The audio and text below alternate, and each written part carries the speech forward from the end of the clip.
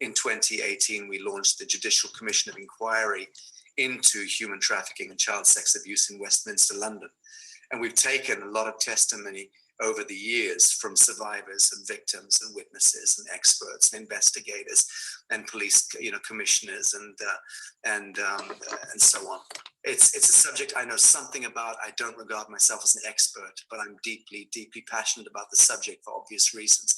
I thank all of you looking in. We've got over 1,215 people who joined us in the last couple of minutes alone, and those numbers are going up. I thank you truly for joining us, and I thank you for sharing this. I don't expect it's going to be on YouTube for very long. They tend to now be deleting my films before I wake up the following day. But let's do the best we can. Share the bejesus out of this. I say bejesus because I'm speaking to a delightful woman with some Irish ancestry, Sharon McLaughlin. You're so very welcome here. Thank you for joining me. Thank you, Sacha. It's an honor to be on this live with you. And so I'm just going to go very briefly and quickly through what happened to me. I went to my children's school. I measured extreme levels of 5G in the school. I had an expert who came in and measured the same levels as me. I contacted the headmaster at the new elementary school in Bromma in Stockholm. And on a phone call, he got aggressive and was loud and called me a conspiracy theorist and hung up. Their reports were filed to the social services where I was labelled as mentally ill. And then it went to the social services who, once again, labelled me as mentally ill. I haven't seen my children, my 3 children, for 9 months now. And it went into a pre-court hearing where they were, in my view, coerced the father to file for full custody of the children. In the courts, it's just set up straight away.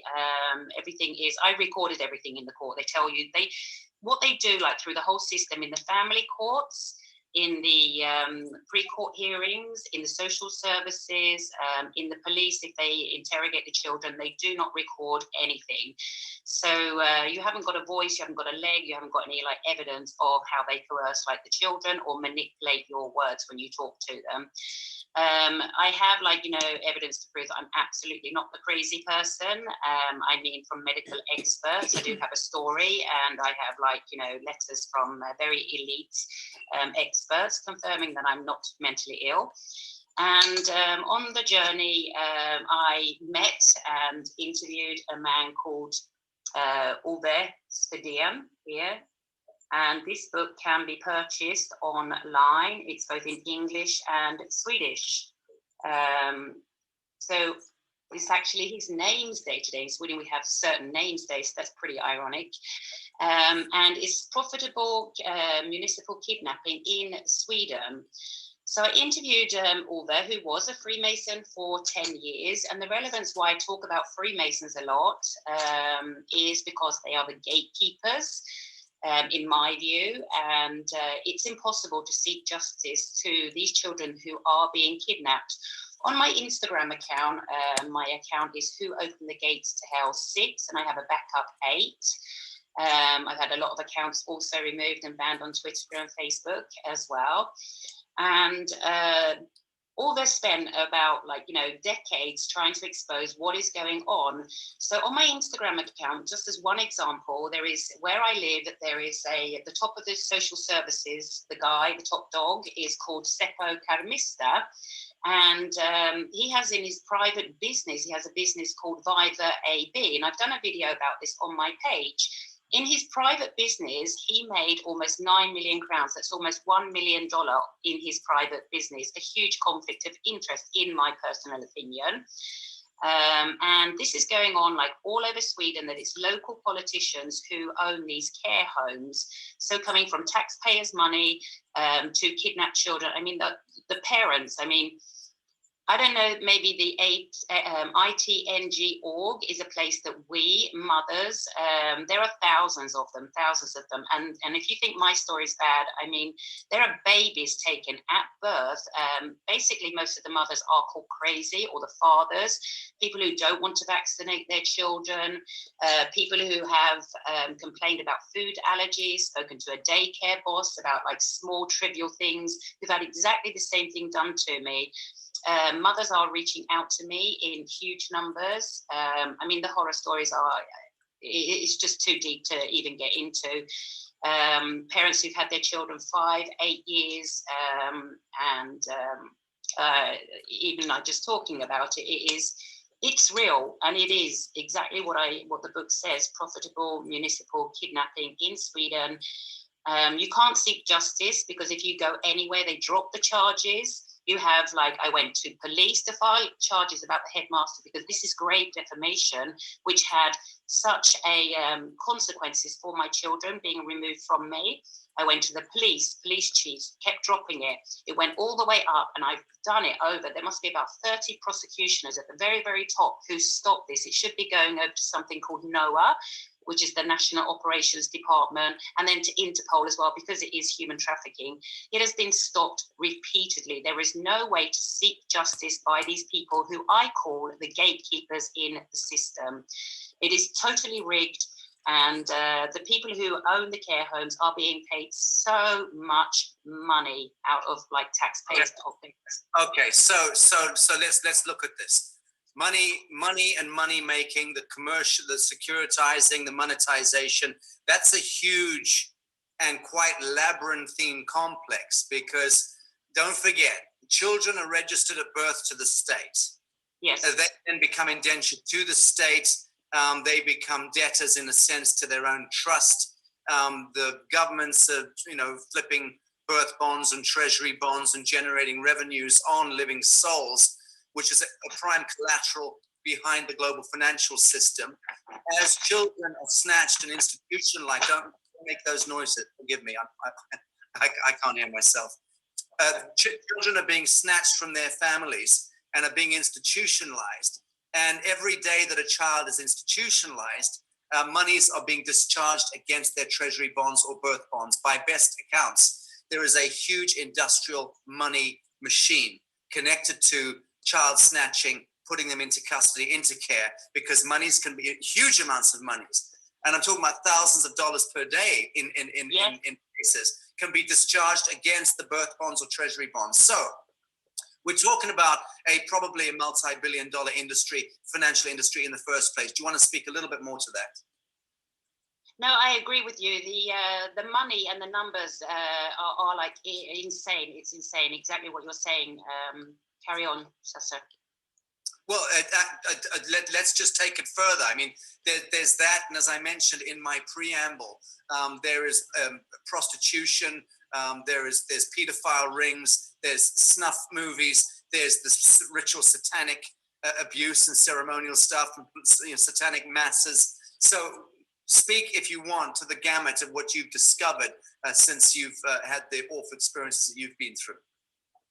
Okay, so I had a child, a boy, who was put into one of these homes, and there were elite people who came there and raped him as a child. Very elite people in, like, one of the nicest places in Stockholm. And one of the biggest cases here in Sweden, it's called, that's not their real names, but it's called the Anna and Elias case. I sat in the Supreme Court not that long ago.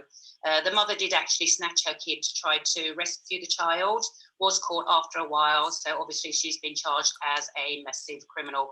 And I listened to 2 days of doctors speaking in defense of the child, 6 doctors.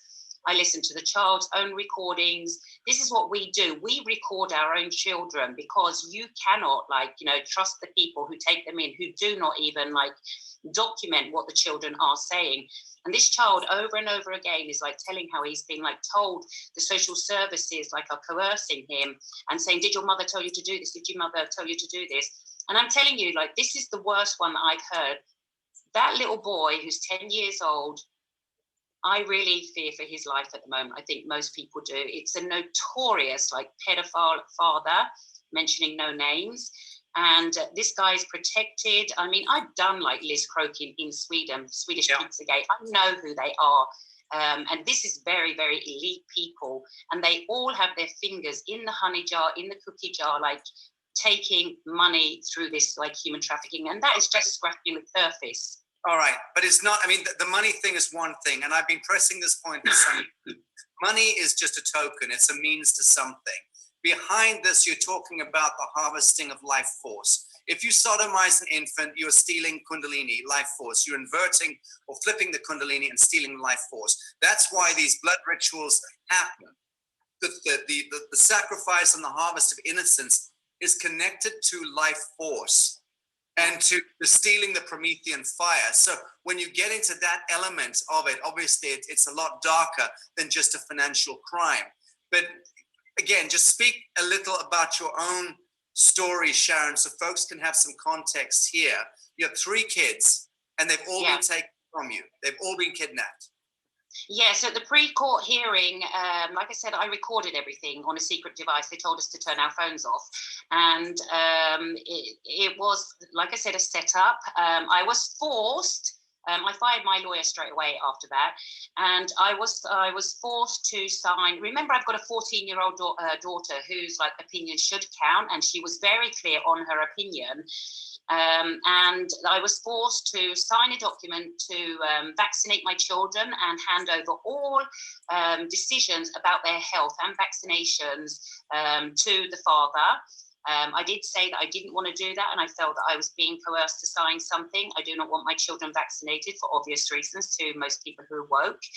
And then I served the judge with a common law notice of lawful objection. I recommend that everybody in the world watches on YouTube the Occult Art of Law video, which is explaining exactly who they are and what they do.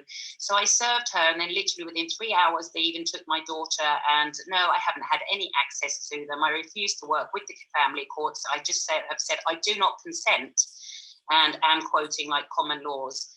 And but 9 months have gone, and yeah. So the status now is what? Where are your kids? My kids are with their father. Okay, and you have no access to them now? No. Okay, so this is a pretty standard play as well in Scandinavia. Is that correct?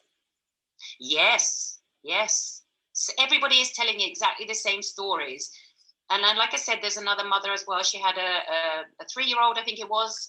She had a chat with the daycare boss, said something, was reported. She came to pick up her 3-year-old from school, and it was gone. They like just disappeared. And then police came home to her and took her newborn baby, and she hasn't seen her newborn baby for 2.5 years. Oh, but that's okay, because like the people who have her child like send pictures once a week to her. Okay. Do you believe that many of the functionaries inside these institutions are, in a sense, socially engineered and bred into those positions, and and those people are connected to satanic rings and Masonic secret societies and what have you? So, I mean, this is where it becomes covert. This is when it becomes a covert conspiracy and collusion exercise between satanic cults, Masonic or secret societies, the apparatus of governments themselves, the banking institutions that own and control the corporations that are masquerading as governments, and from there to the transnational Sabbatean elements that are driving the planetary agenda of harvest of humanity. Is that a fair statement? Absolutely, 100%. Yes. Okay. Absolutely. So 5 questions of me. You prepared a few. Let's start riffing on that. I would just like to ask you, Sacha, if you can introduce yourself. I've got a lot of new Swedish followers. I've got a lot of like trolls. I think they're concerned people who, because I'm very active. And like I said, I do out like a lot of people, names and pictures of them on my pages. And can you just give like a little bit of the background, like where you were working and why and how you chose to to do what you're doing? Because that was a big step for you, going back in time. For my audience, so that they know who you are, the Swedish people